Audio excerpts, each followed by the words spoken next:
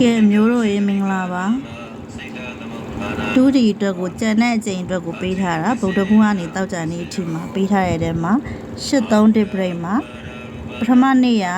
ဗုဒ္ဓဘုနေ့ကတစ်ပရိတ်ထွက်တယ်ဒီနေ့မှာ3ပရိတ်ထွက်တယ်3ပရိတ်ပူတာထွက်တယ်အခွေမှာဆိုရင်3ခွန်40ထွက်သွားပြီကြံတာ9 4ခွန်6ပဲကြံမယ်ကြံတဲ့အခုဒီညနေအချိန်နဲ့မနက်ဖြန်တောက်ကြတရက်စာအတွက်ထိုးကျင်တဲ့လူများဆိုလို့ရှိရင်မနက်ညတောက်ကြမနက်ညနဲ့တင်းဘူးဒီညနေပေါ့နော်တာတာပရိညနေ3ချိန်စာအတွက်ကိုအခွေလိုက်ချင်တဲ့လူတွေက9 4ခွန်6ခွေပူပါနောက်ပြီးတော့ခွန်1 6 4ခွေပူပါအဲ့ဒါမှဒီနှစ်ခွေထဲမှာဒီအခွေကိုတော့ပူကြိုက်ပါတယ်နော်